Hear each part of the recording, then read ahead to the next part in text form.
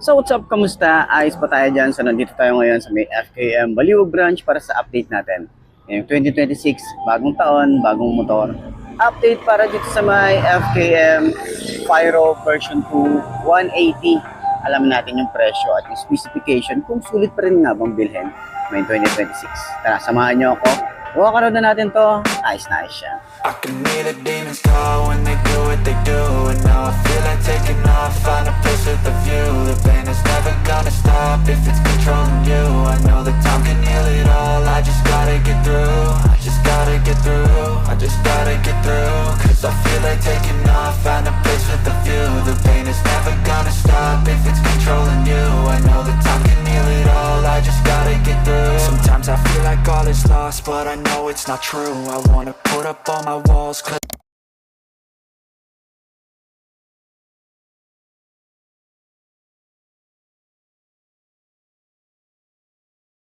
So yun ang mga best sa lahat ng mga nagtatanong magkano nga ba ang ganitong motorcycle, ilalagay ko sa screen nyo para at least meron tayong reference kapag kumuha tayo ng hulugan. So sa tingin nyo, sulit nga ba ang presyo niya ngayong 2026? Comment nyo naman yan, at para dun sa lahat ng mga nakagamit na ng ganitong motorcycle, baka pwede nyo i-share dyan sa comment section. Ano nga ba yung mga naging experience nyo sa motorcycle na to?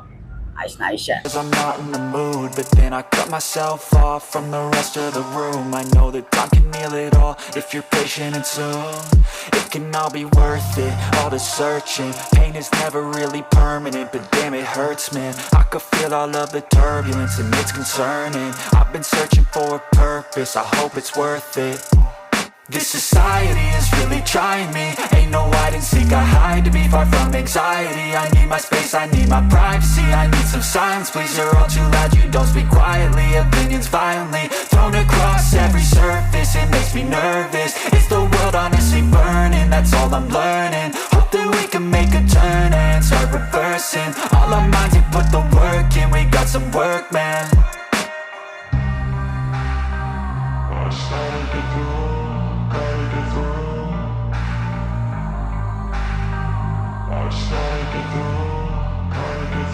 I can hear the demons.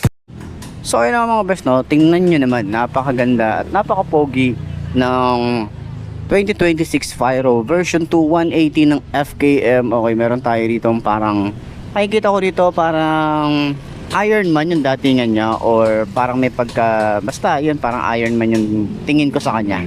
Meron tayong red and kulay blue and gold lining. Okay, so yun ang mga best, no? Available na nga po ulit dito sa may FKM Baliwag branch. Itong Pyro version 2 180. At ito yung nakakiles at pwede rin tayong may emergency key. Okay, so available sila rito ng isa, dalawa, tatlong unit na Pyro version 2. Pero ito yung napili ko na video kasi nga sobrang nagagandahan talaga ako. Meron silang kulay black doon na ang lining nun ay gold, okay, yung kanyang decals. Pero ito kasi kulay red, blue, and kulay gold na decals. Ayan, so sobrang nagagwapuan ako dito. Kasi nga, dito tingnan naman, dito sa taas, kulay red, dito sa baba, kulay blue.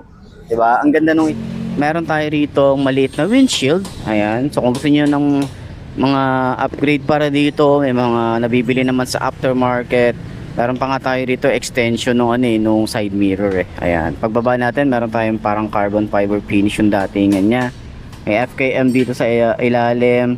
Yung forma niya rito napaka-aggressive. Sa headlight niya, pa-LED. Meron tayong daytime running light dito, high and low na rin yan. Tapos parang carbon fiber finish na rin dito sa side. Para tayong may winglet dito. Naka-telescopic fork tayo rito. Naka-combi brake na rin tayo rito. Maganda rin yung kanyang front fender, maangas din. And then yung ating mugs is naka-kulay gold na rin yan. Kenda yung kanyang brand, at yung kanyang size dito ay 180 by 14. Naka-tubeless na rin tayo rito. Meron na rin tayo rito single disc brake. Okay, meron tayong dual pad caliper. Okay, and triple pad caliper pala to dahil combi brake nga pala siya. Dito sa ilalim meron tayong LED ba to? O bulb type lang. Bulb type yung kanyang signal light dito. Ayan, sa ilalim. Sana ginawa ng LED, diba? So dito naman sa side, kita nyo naman may mga aggressive din, may mga sharp design. Parang nakalutang dito sa side na to.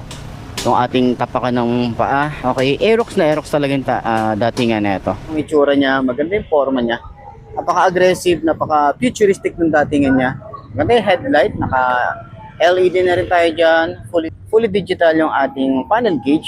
Maganda yung mga switches. Meron tayong on and off ng kanyang meron tayo ritong open ng seat and fuel niya nandito sa may side na to, and then maganda rin yung susi niya. Okay, parang nakakotse lang din. Sa upuan, maganda yung foam. Okay, malapad, heart shape yung kanyang design.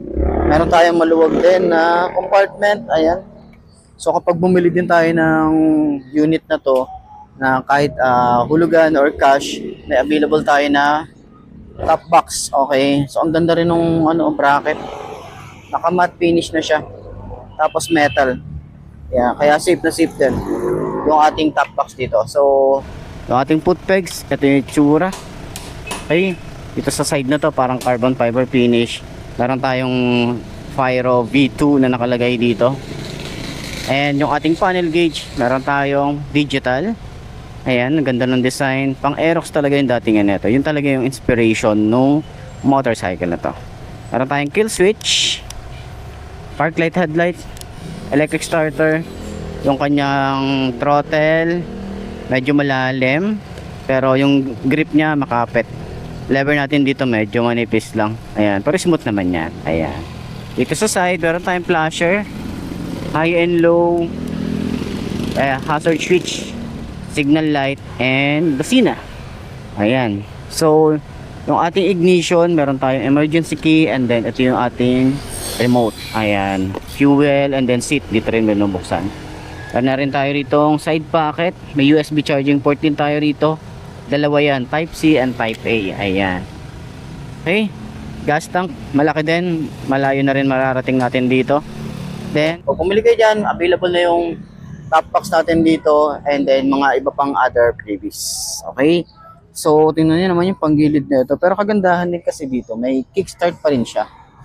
Ayun, in case na hindi natin ma-monitor yung ating battery, so kayo tayo dito, makakapag-start pa rin tayo ng motor. Ayan.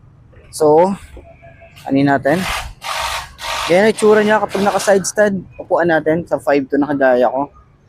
Okay. So mataas talaga yung floor dito sa kabila kasi nga pababa tong semento eh. Umpisa natin sa shock. Okay, maganda yung shock. Okay, ito mas better yung shock na to. Rate ko siya ng 7.5/10. Sa likod, medyo matigas. Dahil nga nakabasa naman tayo rito. Okay, pwede nyo i-adjust yan. Siguro re-rate ko siya ng 7/10. Okay. Pero maganda na yan, nakabasa na rin kasi yan. Turning radius niya sobrang lawak din. May space pa tayo rito. And meron din tayo rito lagayan ng ating gamit. So in case na long ride tayo, pwede tayo maglagay dito. Ayan. Sa upuan, sobrang lambot ng upuan din. Gusto ko yung upuan niya. Ayan, malapad din to. Tapos, yung OBR natin dito, malapad din yung upuan niya. Okay.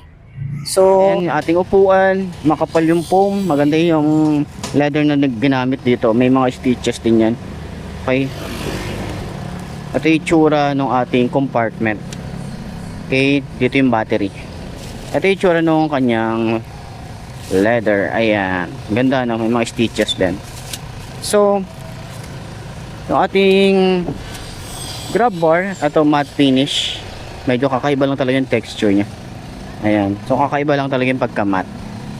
Okay, so pwede na rin tayong maglagay ng bracket dyan. Ay, bracket. Ng top box kasi nga ready na yung bracket natin. Pero kapag bumili kayo ng motorcycle na to, libre na yung top box. Okay. So, meron din tayo rito cover para sa kanyang blower. May tire hugger din tayo rito. Maangas yung kanyang tambucho. Ano yan, no? Ang taba ng tambucho niya.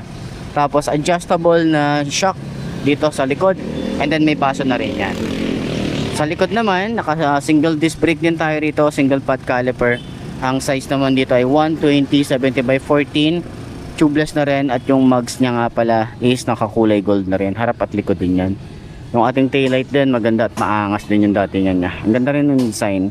Signal light natin dito is naka bulb type din, and halogen bulb, and then reflector, and then lagayan ng plate.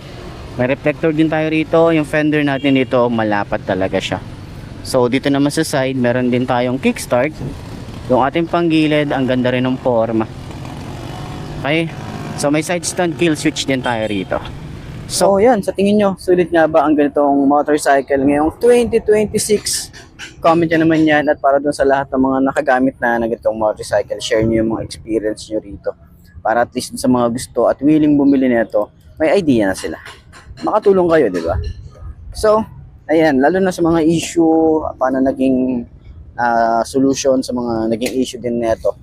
Okay, so ayan, center stand natin. Magaan ba siya yung center stand? Yun, magaan din siya yung center stand. So, ayan, sa tingin nyo, sulit nga bang bumili ng ganitong FKM Pyro version 2 180? Comment nyo naman yan, and sana nakatulong tong video na to sa lahat ng mga gustong bumili ng ganitong motorcycle. Ayos na ayos yan. Okay na mga best, no? Ito na ba ang motor na babagay sa'yo? Kung ito na nga ay markahan mo yan, mag-subscribe ka na sa aking YouTube channel.